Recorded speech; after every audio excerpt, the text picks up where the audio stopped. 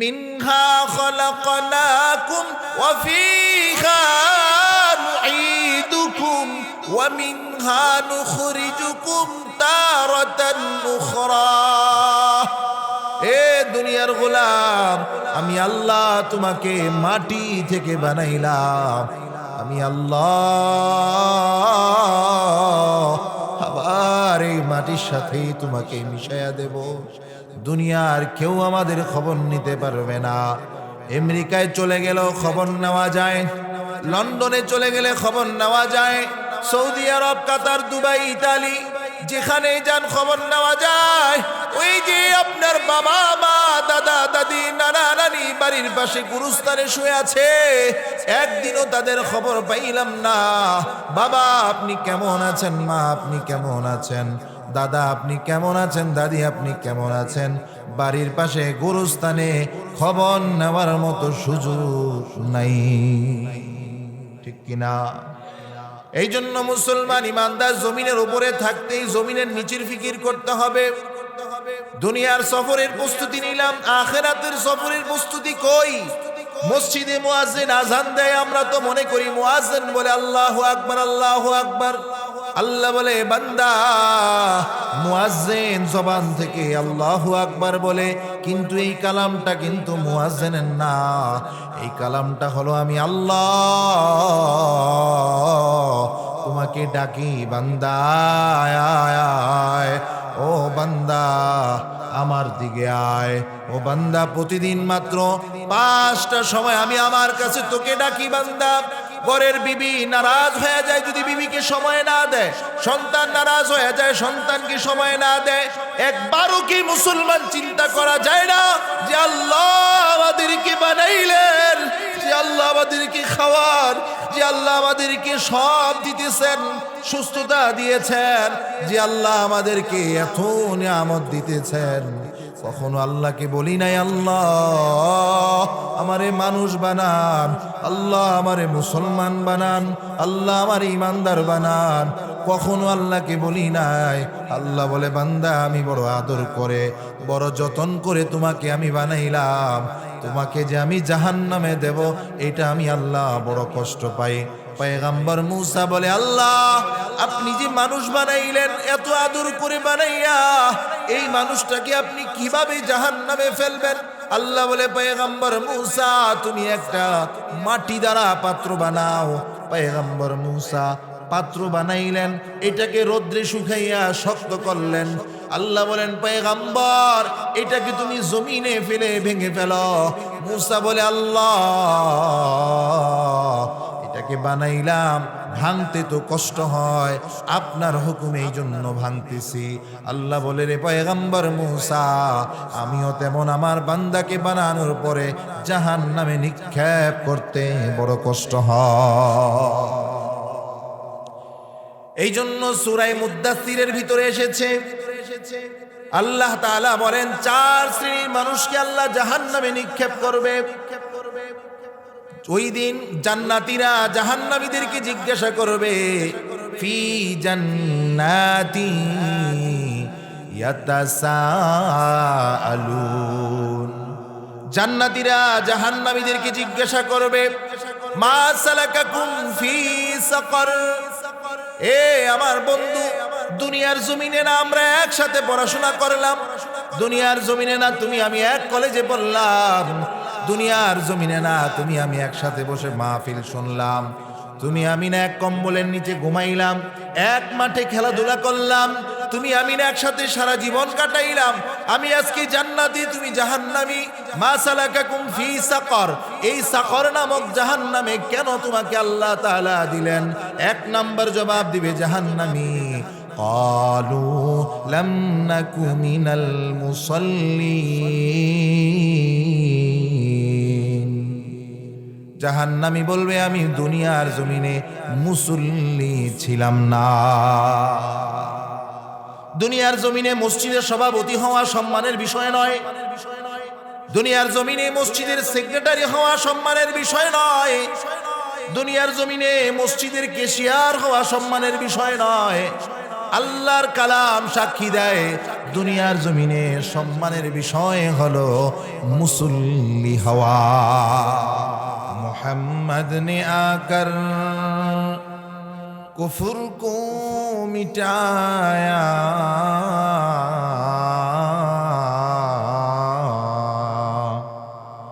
मोहम्मद ने आकर कुफर को मिटाया,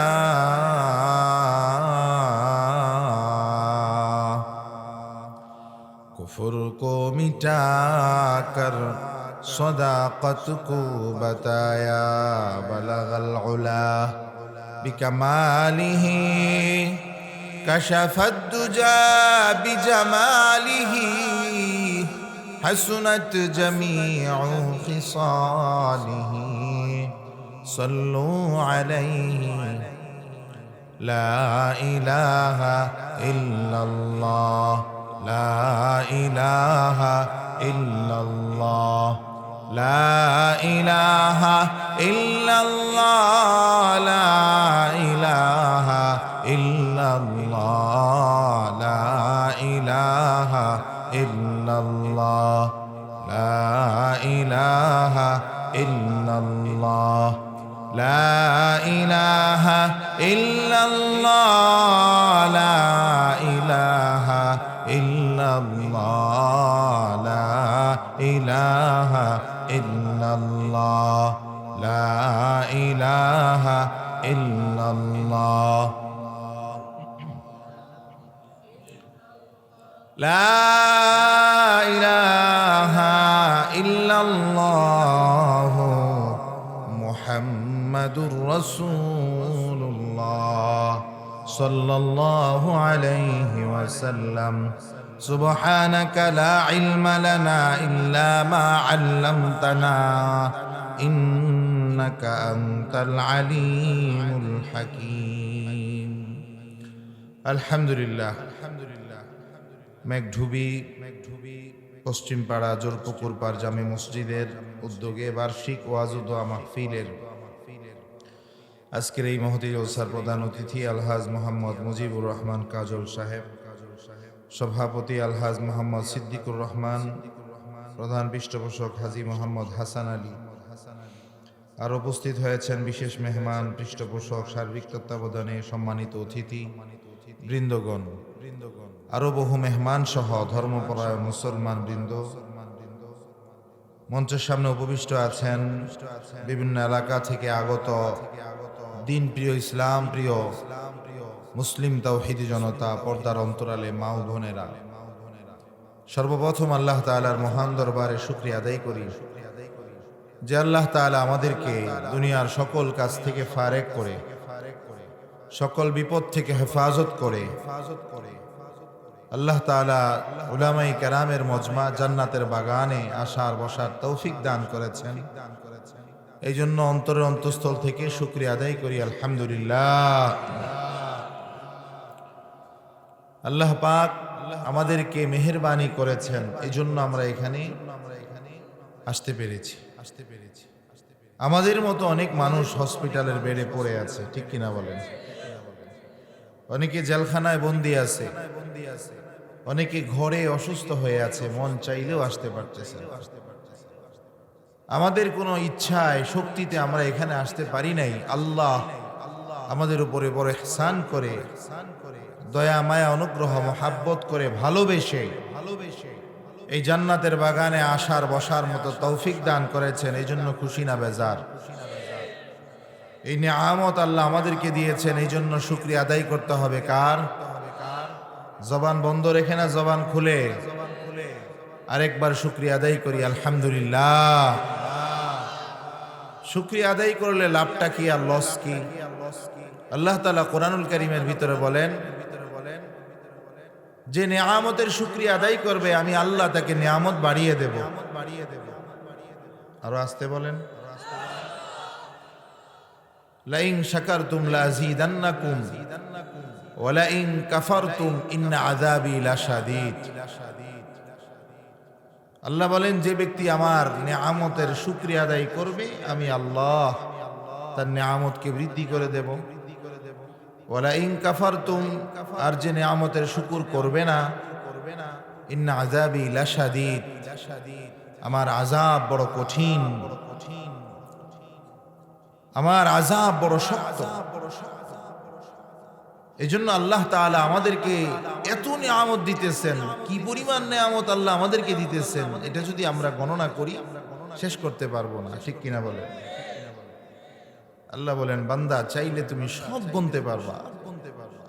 আসমানের তারকা হতে পারে, এমন যন্ত্র তৈরি হতে পারে যেটা দিয়ে আসমানের তারকাগুলো গণনা করা যাইতে পারে, শরীরের চুলগুলো পশমগুলো গণনা করা যাইতে পারে। আল্লাহ তাআলা বলেন, এমন একটা জিনিস আছে যেটা গুণে তোমরা শেষ করতে পারবে না, সেটা হলো আমার নিয়ামত। ওয়া ইন তাউদ্দু নি'মাতাল্লাহ লা তুহসুহা, কোন ব্যক্তি যদি আমার নিয়ামতের গণনা করতে পারবে কিন্তু গুণে শেষ করতে পারবে না। চিল্লায় বলি সুবহানাল্লাহ। এত পরিমাণ নিয়ামত আল্লাহ আমাদেরকে দিয়েছেন।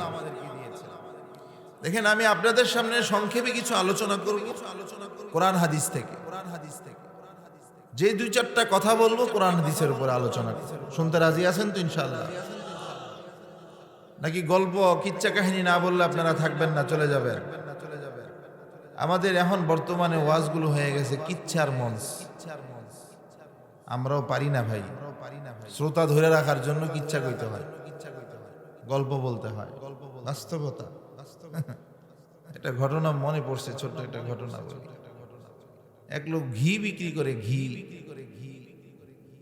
সব সময় 2 নাম্বার ঘি 1 নাম্বার বেলা বিক্রি করে। একদিন শবে বরাতের রাত্রে সে চিন্তা করছে, আরে জীবনে তো কম পাপ করি নাই, এখন ভালো হয়ে যাইতে হবে, আর 2 নাম্বার ঘি বিক্রি করব না, এখন থেকে 1 নাম্বার সলিড। তো তার তো কিছু খাস কাস্টমার আছে যারা তাকে বিশ্বাস করে। শবে বরাতের দিন তার কিছু খাস কাস্টমার তার থেকে ঘি নিছে, সে ওই দিন 1 নাম্বার ঘি দিছে। এখন এই ঘি খাওয়ার পরে এর পরের দিন সবার পেট খারাপ। সবাই আসছে, কিরে ভাই তোমার এত বিশ্বাস করি, তোমার এত পুরানা কাস্টমার আমরা, তুমি কালকে শবে বরাতের দিন, এত পবিত্র একটা দিন, তুমি আমাকে ঠকাইলা। বলে, কি ঠকাইলাম? বলে, তুমি এতদিন 1 নাম্বার ঘি দিলা, কালকে আমাদেরকে 2 নাম্বার দিয়ে দিলা, খাইয়া পেট খারাপ। এখন হ্যাঁ তো কইতে পারে না, গুমর। বলে, ভাই কি বলবো, আসলে এতদিন দিছি 2 নাম্বার, এখন দিছি 1 নাম্বার। 2 নাম্বার খাইতে খাইতে আমাকে পেটে এখন আর 1 নাম্বারটা সয় না। আসলে ওয়াজ মাহফিল গুলো এখন হয়ে গেছে রঙ্গমঞ্চ। হুজুর কতন চিল্লাইব, বক্তৃতা দিবে, সঙ্গীত গাবে, গল্প গুজব করবে, আর কোরআন হাদিস থেকে বলবে, ভালো লাগবে না। ঠিক না ভাই? ঠিক। এই জন্য কোরআন হাদিস থেকে কিছু আলোচনা শুনবো। রাজি আছি তো ইনশাআল্লাহ? আল্লাহ তাআলা বলেন, বান্দা আমি তোমাকে এত পরিমাণ নিয়ামত দিলাম, যেই নিয়ামত তুমি গণনা করে শেষ করতে পারবে না। আল্লাহ আপনি আমাদেরকে কি নিয়ামত দিছেন যদি আমরা জিজ্ঞাসা করি, জবাব আসবে, বান্দা তুমি ছাড়া যত মাখলুক আছে সব মাখলুককে আমি আল্লাহ বানাইছি শুধু তোমার গোলামি করার জন্য, তোমার খেদমত করার জন্য। সুবহানাল্লাহ। দুনিয়াতে যা কিছু আমরা দেখতেছি সব কিছু আল্লাহ আমাদের জন্য বানাইছে। যেমন ছোট্ট একটা উদাহরণ দেখেন, একটু জেহানকে আপনারা ঘুরান। আল্লাহ তাআলা যদি আমাদেরকে না বানাইতেন, সূর্যের কোনো ক্ষতি হইতো? কথা বলে না। চাঁদের কোনো ক্ষতি হইতো? আচ্ছা, যদি আল্লাহ তাআলা সূর্য না বানাইতেন, আমাদের কি আমরা বাঁচতে পারতাম? চাঁদ না বানাইলে আমরা বাঁচতে পারতাম? দেখেন, সূর্যের জন্য আমাদের প্রয়োজন নাই, কিন্তু আমাদের জন্য সূর্যের প্রয়োজন আছে। আল্লাহ তাআলা আমাদের জন্য সব কিছু বানাইছেন, সূর্য, চাঁদ, সব। এই যে পাখিগুলা দেখেন না, এই পাখিগুলা পর্যন্ত আল্লাহ আমাদের জন্য বানাইছে। গুগলে সার্চ দিবেন, আমি যে তথ্যটা আপনাদেরকে দিচ্ছি সত্য না মিথ্যা। চীনে একটা এলাকার ভিতরে কৃষি কাজে তারা বিখ্যাত। চীন, চায়নারা ওই এলাকায় কৃষি কাজ করে, প্রতি বছর কৃষি কাজের পরে গবেষণা করে যে এই বছর কি পরিমাণ ফলন আমরা জমিন থেকে বাসায় উঠাইতে পারছি।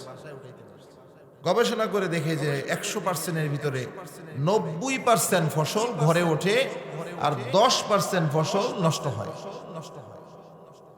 এখন গবেষণা করতেছে 10% ফসল নষ্ট হয় কেন? গবেষণা করে দেখেছে যে চড়ুই পাখি ঝাঁকে ঝাঁকে খেতে আসে, জমিনে আসে, ওই ফসল চড়ুই পাখির পায়ের নিচে পড়ে চড়ুই পাখির মাধ্যমে নষ্ট হয়। এখন তাদের চিন্তা হলো এই চড়ুই পাখি আমাদের 10% ফসল নষ্ট করতেছে, এই চড়ুই পাখি যদি আমরা সব মেরে ফেলি 100% ফসল আমাদের ঘরে আসবে। যেমন চিন্তা তেমন কাজ। চড়ুই পাখির জন্য আওয়াজ, শব্দটা এটা ভয়ঙ্কর একটা সমস্যা। চড়ুই পাখি শব্দ সহ্য করতে পারে না। অনেক সময় দেখবেন আসমানে যদি বিদ্যুৎ চমকায়, ঠাডা মারে, চড়ুই পাখি মরে যায় স্ট্রোক করে, হার্ট ফেল করে। তো ওই চীন এলাকায় আওয়াজের ব্যবস্থা করছে, এত বিকট আওয়াজ করা শুরু করছে, সব চড়ুই পাখি মরে গেছে। পরের বছর মহা খুশি যে 100% ফসল আমাদের ঘরে উঠবে। এই চিন্তা করে জমিনে চাষাবাদ করেছে। বছর শেষে জমিন থেকে ফসল বাড়িতে এনে দেখে 60% ফসল ঘরে উঠেছে, 40% ফসল নষ্ট হয়ে গেছে।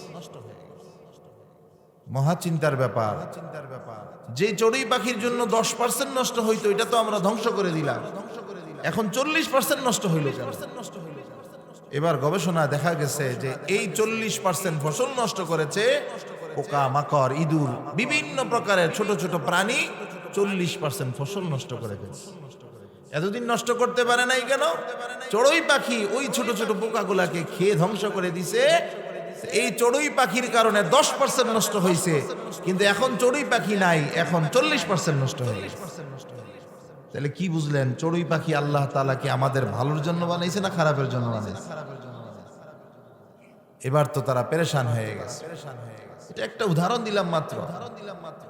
যে কোনো জিনিস আপনি দেখবেন আল্লাহ আমাদের কল্যাণের জন্য বানিয়েছে, সব কিছু আমাদের জন্য বানাইছে, আমাদের খেদমতে নিয়োজিত, সব সব কোনো না কোনো ভাবে আমাদের সেবায় নিয়োজিত।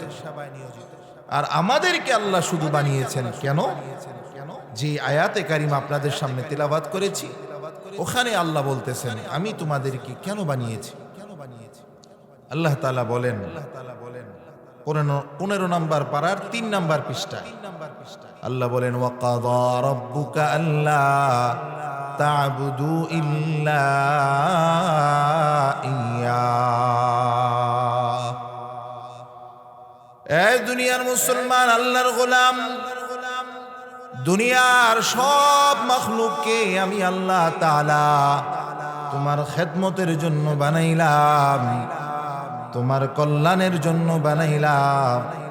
আর আমি আল্লাহ তোমাকে বানাইলাম, তুমি আমি আল্লাহর ইবাদত করবে। ওয়াকাযা রাব্বুকা আল্লা তা'বুদু ইল্লা ইয়্যাহ। আল্লাহ বলে বান্দা গোলামি করবে একমাত্র আমি আল্লাহর। তোমাকে আমি 60 বছর হায়াত দিলাম, 50 বছরের হায়াত দিলাম। এই 50 বছর হায়াতের ভিতরে কয় সময়, কতটুকু সময়ে, কয় মিনিট, কয় ঘন্টা আমার জন্য তুমি দিলা? সকাল 8টা থেকে রাত 8টা পর্যন্ত চাকরিতে ডিউটি করলা, দোকানদারি করলা, গার্মেন্টস করলা, চাকরি করলা, দুনিয়ার পিছে দৌড়াইলা। রাত 8টা থেকে 11টা পর্যন্ত বিবি বাচ্চাকে সময় দিলা। 11টা থেকে সকাল 8টা পর্যন্ত তুমি আবার দুনিয়ার ঘুমে নিমজ্জিত থাকলা। আমি আল্লাহর জন্য কতটুকু সময় তুমি নিযুক্ত করলা? আমি আল্লাহর জন্য কতটুকু সময় দিলা তুমি? বছরে একটা মাহফিল হয়, এই মাহফিলে যাওয়ার সুযোগ হয় না। এ মুসলমান, কত বড় নালায়েক, কত বড় হতভাগা, এলাকার ভিতরে মাহফিল, অথচ মাহফিলে আসতে পারে না। আমি বলবো আল্লাহ তাআলা তাকে জান্নাতের বাগানে আনতে চায় না, এই জন্য আসতে পারে না। আল্লাহ বলেন বান্দা আমি আল্লাহর ফয়সালা, আমি আল্লাহর হুকুম।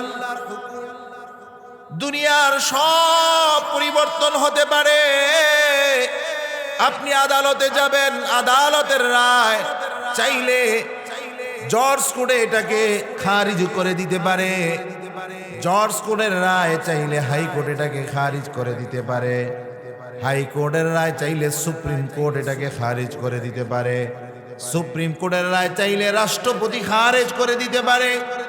দুনিয়ার হুকুম পরিবর্তন হতে পারে। আল্লাহ বলে, দুনিয়ার মুসলমান, আমি আল্লাহ যেটা বলি, আমি আল্লাহ যে হুকুম দেই, আমি আল্লাহ যে আদেশ করি, এটা পরিবর্তনের কোনো সুযোগ নাই। আমি আল্লাহ তোমাদেরকে আদেশ করলাম, আল্লাহ তা'বুদু ইল্লা ইয়া, ও গোলাম আমি আল্লাহর ইবাদত করো, আমি আল্লাহর কদমে সেজদা দাও, আমি আল্লাহর কাছে সাহায্য চাও। যা প্রয়োজন দুনিয়া যেখানে ফিল করবে, দুনিয়া যেখানে আর কোনো উপায় থাকবে না, আমি আল্লাহ সেখান থেকে তোমাকে উদ্ধার করে আনবো। দুনিয়া যেখানে ব্যর্থ, আমি আল্লাহ সেখান থেকে শুরু করি। এই জন্য গোলামি হবে কার? আল্লাহর কদমে সেজদা দিতে হবে, আল্লাহর কাছে সাহায্য চাইতে হবে। যত বিপদ, যত মুসিবত, হেফাজত করার মালিক আল্লাহ। আল্লাহ তাআলা বলেন আমার ইবাদত করবা, আর আল্লাহর ইবাদতের মধ্যে সবচেয়ে একটা বড় ইবাদত হলো নামাজ। এই নামাজের মাধ্যমে বান্দা আল্লাহর কাছ থেকে সকল বিষয় চায় নিতে পারে। দুনিয়ার সকল পেরেশানি নামাজের মাধ্যমে আল্লাহর কাছ থেকে মুক্তি হতে পারে। হযরত ওমর রাদিয়াল্লাহু তাআলা আনহু, উনি যখন অর্ধ জাহানের খলিফা, অর্ধ জাহান মানে হলো আমাদের বাংলাদেশের মতো 200টা রাষ্ট্রের খলিফা, উনি যখন অর্ধ জাহানের খলিফা ওমর রাদিয়াল্লাহু তাআলা আনহু, ওনার আমলে একবার দুর্ভিক্ষ দেখা দিয়েছে। এলাকার ভিতরে অভাব, মানুষের ধন সম্পদ নষ্ট হয়ে গেছে, জমিনের ফসল নষ্ট হয়ে গেছে। উনি বড় পেরেশান, কিভাবে এটার সমাধান করা যায়, কিভাবে এটার ব্যবস্থা করা যায়। সিরাতে মুস্তাফার ভিতরে ঘটনাটা আনছেন, সাহাবীদের নিয়ে পরামর্শ বসলেন। এক একজন সাহাবী এক এক পরামর্শ দিতেছেন। এক সাহাবী বলেন, হে ওমর, এই দুর্ভিক্ষ দেখা দিয়েছে, হযরত ইউসুফ আলাইহিস সালাতু ওয়াস সালামের আমলেও দুর্ভিক্ষ দেখা দিয়েছিল। ওনার আমলে যে এলাকাগুলোতে ফলন ভালো হয়েছে, চাষাবাদ ভালো হয়েছে, যে এলাকাগুলোতে খাদ্য সামগ্রী ভালো ছিল, ওই এলাকাগুলো থেকে এনে গরিব এলাকাগুলোতে বিতরণ হয়েছে। আমরাও এই আমলটা করতে পারি। যে এলাকাগুলোতে সম্পদ আছে, যেই রাষ্ট্রগুলোতে স্বাবলম্বী আছে, তাদের কাছ থেকে আমরা সম্পদ এনে দুর্ভিক্ষ এলাকাগুলোতে আমরা দিলে মোটামুটি ভাবে আমাদের দুর্ভিক্ষ দূর হয়ে যাবে। পরামর্শটা সুন্দর, সকলের ভাল লাগছে। ওমর রাদিয়াল্লাহু তাআলা আনহু বলেন, আমারও ভালো লেগেছে, উত্তম পরামর্শ দিয়েছ। এবার কে কোন এলাকায় যাবে লিস্টি করা হোক। এক এক সাহাবীকে এক এক এলাকায় দেওয়া হলো, তুমি ওই এলাকায় যাবা, তুমি ওই এলাকায় যাবা, ওই এলাকাগুলো থেকে খাবার সংগ্রহ করবা, খাদ্য সামগ্রী সংগ্রহ করে দুর্ভিক্ষ যে এলাকাগুলোতে ওখানে বিতরণ করবা, বন্টন করবা। ঘুমের মধ্যে স্বপ্নে দেখেন আল্লাহর রাসূল ওমর রাদিয়াল্লাহু তাআলা আনহুর সামনে দাঁড়ায় গেছে। আল্লাহর রাসূল বলেন, ওমর, আমি বড় কষ্ট পাইলাম ওমর। ওমর বলে, ও নবী গো, কেন কষ্ট পাইলেন? কি এমন কাজ করলাম আপনি কষ্ট পেয়ে গেলেন? আল্লাহর নবী বলেন, ওমর, আমি কি তোমাদেরকে নামাজ শিখাই নাই? এ ওমর, আমি কি তোমাদেরকে নামাজের আমল দেই নাই? এই নামাজের মাধ্যমে যদি আল্লাহর কাছে সাহায্য চাও, যত মুসিবত আছে, যত বিপদ আছে, আল্লাহ তাআলা তোমাকে হেফাজত করবে। আল্লাহর রাসূল স্বপ্নে ওমর রাদিয়াল্লাহু তাআলা আনহুকে এই কথা বলার পর ওমর রাদিয়াল্লাহু তাআলা আনহুর ঘুম ভেঙে গেছে। মসজিদ নববীতে ফজরের আজান হয়ে গেছে। দৌড়ায়া মসজিদ নববীতে চলে গেছেন। মসজিদ নববীর মিম্বারে দাঁড়িয়ে ঘোষণা করে দিলেন, এ মদিনার সাহাবীরা, আর দুর্ভিক্ষের জন্য পেরেশান হওয়া লাগবে না। আমাদের পয়গম্বরে আরবি আমাদের জন্য উত্তম পন্থা সমাধানের পথ বাতলিয়ে দিয়েছে। সুবহানাল্লাহ। সাহাবায়ে কেরাম আশ্চর্য হয়ে গেছে। সকলে ইন্তজার করতেছে, অপেক্ষা করতেছে কি সমাধান আসছে, আল্লাহর নবী কি ব্যবস্থা করেছে আমাদের জন্য। উমর রাদিয়াল্লাহু তাআলা আনহু বলেন, হে দুনিয়ার মুসলমান, আল্লাহ তো কোরআনুল কারীমের ভিতরে বলেছেন, ওয়ামুর আহলাকা বিসসালাহ ওয়াসতাবির আলাইহা লা নাসআলুকা রিজকা। আল্লাহ তাআলা বলেন, হে পয়গম্বর, আপনি আপনার পরিবারকে নামাজের আদেশ করেন। নামাজের যদি তারা ইহতিমাম করে, নামাজের যদি পাবন্দি হয়, আমি আল্লাহ তাদেরকে এমন রিজিক দান করব, এই রিজিক তারা খেয়ে শেষ করতে পারবে না। আল্লাহর রাসূল তো আমাদেরকে নামাজের আমল শিখিয়ে দিয়েছেন। আল্লাহ কোরআনুল কারীমের ভিতরে বলেন, ইয়া আইয়ুহাল্লাযীনা আমানুস্তাঈনু বিস-সাবরি ওয়াস-সালাহ ইন্নাল্লাহা মা'আস-সাবিরিন।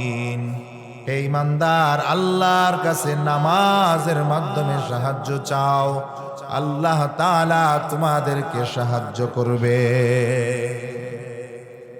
এই জন্য যত মুসিবত, যত বিপদ আপদ নামাজের মাধ্যমে আল্লাহ আসান করে দেয়, সহজ করে দেয়। মুয়াজ্জিন মসজিদে আজান দেয়, আমাদের কানে আজানের আওয়াজ যায়, কিন্তু দুনিয়ার কাজের ব্যস্ততার কারণে মুয়াজ্জিনের আজানের জবাব দেই না, মসজিদে যাই না। আজরাইল সামনে দাঁড়ায় গেলে যদি আজরাইলকে বলি, ভাই একটু সময় দাও না, 2 রাকাত নামাজ পড়বো, ও মুসলমান, আজরাইল 1 সেকেন্ডের জন্য সময় দিবে না। আজরাইল তো ঘুষ খায় না, আজরাইলকে ঘুষ দিলেও কাজ হবে। এই জন্য জমিনের উপরে থাকতেই জমিনের নিচের ফিকির করতে হবে। দুনিয়ার সফরে কত ব্যস্ততা, কত পেরেশানি। কক্সবাজারে যাব বন্ধু বান্ধব নিয়ে ঘুরতে, 3 দিনের সফর, কোন হোটেলে থাকবো, কি গাড়িতে যাব, কিভাবে আসব, কি করব, কত টাকা খরচ হবে, যত পেরেশানি আছে সব প্রস্তুতি নিয়ে 3 দিনের সফরে রওনা করি, ঠিক না বে ঠিক? অথচ কবরের সফর, যেই সফরে শুরু আছে শেষ নাই। দুনিয়ার কেউ আপনাকে ডাকুক আর না ডাকুক, স্মরণ করুক আর না করুক, কবর প্রতিদিন 100 বার করে আপনাকে আমাকে স্মরণ করে, ইয়া আইয়ুহান নাস আনা বাইতুক, আমি তোমার ঘর, আমি তোমার ঘর। এই ঘরটা তোমার জন্য হতে পারে জান্নাতের বাগান, আবার এই ঘরটাই হতে পারে আমাদের জন্য জাহান্নামের গর্ত। আল্লাহ রাসূল বলেন, আল কবরু আউয়ালু মিন মানাজিলিল আখিরা, কবর হলো আখিরাতের প্রথম ঘাঁটি। এই কবর থেকে যে বাঁচতে পারবে সে সব কিছু থেকে বাঁচতে পারবে, আর যে কবরে ধরা পড়ে যাবে সে সব জায়গায় ধরা পড়ে যাবে।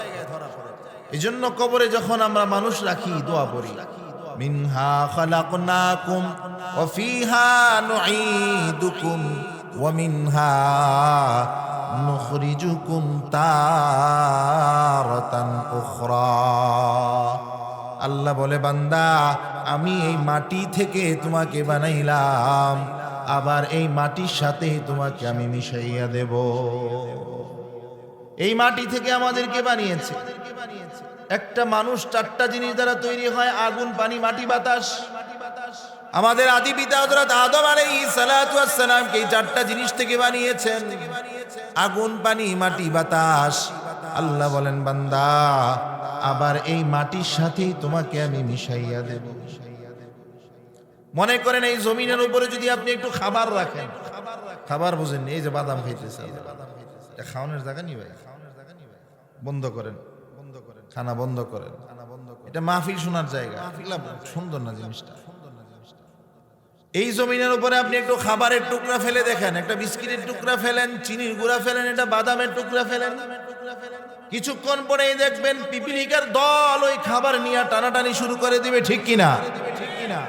এ মুসলমান ইমানদার, এই জমিনের উপরে খাবার নিয়ে যদি পিপিলিকা টানাটানি করতে পারে, এই জমিনের উপরে যদি খাবার নিয়ে পোকামাকড় টানাটানি করতে পারে, আপনাকে আমাকে যখন কবরে রেখে চলে আসবে, দেরি হবে না, দেরি হবে না, কবরে রাখতে দেরি হবে, পোকামাকড় আপনার আমার দেহটা টেনে টেনে চিরে খেতে দেরি করবে না। এই জন্য আল্লাহ বলেন, মিনহা খলাকনাকুম ওয়া ফিহা নুঈদুকুম ওয়া মিনহা নুখরিজুকুম তারাতান উখরা। এ দুনিয়ার গোলাম, আমি আল্লাহ তোমাকে মাটি থেকে বানাইলাম, আমি আল্লাহ আবার এই মাটির সাথেই তোমাকে মিশাইয়া দেব। দুনিয়ার কেউ আমাদের খবর নিতে পারবে না।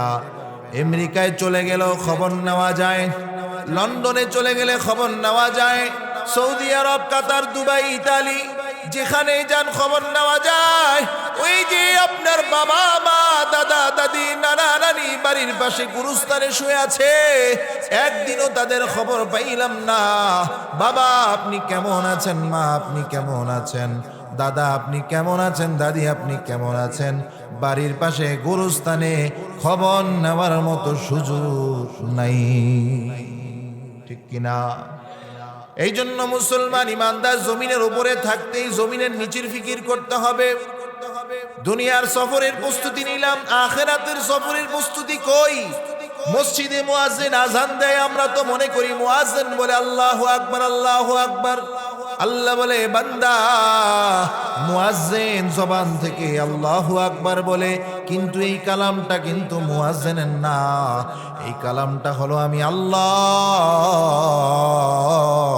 তোমাকে ডাকি, বান্দা আয় আয়, ও বান্দা আমার দিকে আয়, ও বান্দা প্রতিদিন মাত্র 5টা সময় আমি আমার কাছে তোকে ডাকি বান্দা।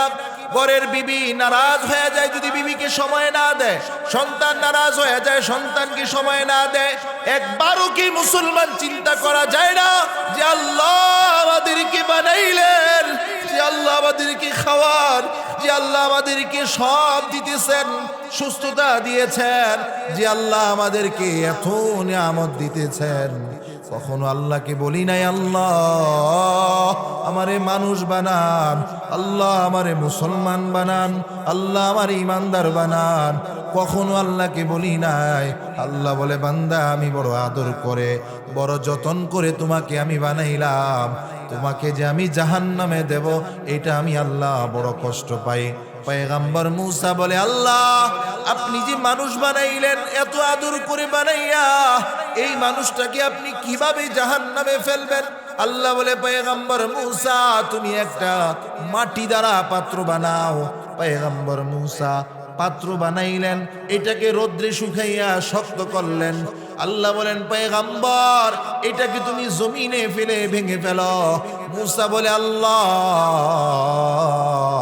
এটাকে বানাইলাম, ভাঙতে তো কষ্ট হয়, আপনার হুকুমে এই জন্য ভাঙতেছি। আল্লাহ বলে, রে পয়গম্বর মূসা আমিও তেমন আমার বান্দাকে বানানোর পরে জাহান্নামে নিক্ষেপ করতে বড় কষ্ট হয়। এই জন্য সূরা মুদ্দাসসিরের ভিতরে এসেছে, আল্লাহ তাআলা বলেন 4 শ্রেণীর মানুষকে আল্লাহ জাহান্নামে নিক্ষেপ করবে। ওই দিন জান্নাতীরা জাহান্নামীদেরকে জিজ্ঞাসা করবে, ফি জান্নাতি ইয়াতাসাআলুন। জান্নাতীরা জাহান্নামীদেরকে জিজ্ঞাসা করবে, মা সালাকাকুম ফি সাকার। এ আমার বন্ধু, দুনিয়ার জমিনে না আমরা একসাথে পড়াশোনা করলাম, দুনিয়ার জমিনে না তুমি আমি এক কলেজে পড়লাম, দুনিয়ার জমিনে না তুমি আমি একসাথে বসে মাহফিল শুনলাম, তুমি আমি না এক কম্বলের নিচে ঘুমাইলাম, এক মাঠে খেলাধুলা করলাম, তুমি আমি না একসাথে সারা জীবন কাটাইলাম। আমি আজকে জান্নাতি, তুমি জাহান্নামী। মা সালাকাকুম ফি সাকর, এই সাকর নামক জাহান্নামে কেন তোমাকে আল্লাহ তাআলা দিলেন?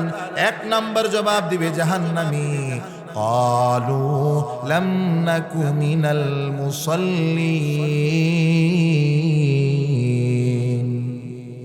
জাহান্নামী বলবে আমি দুনিয়ার জমিনে মুসল্লি ছিলাম না।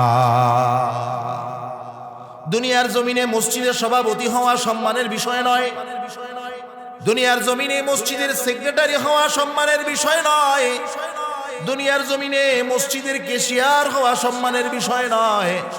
আল্লাহর কালাম সাক্ষী দেয় দুনিয়ার জমিনে সম্মানের বিষয় হলো মুসল্লি হওয়া।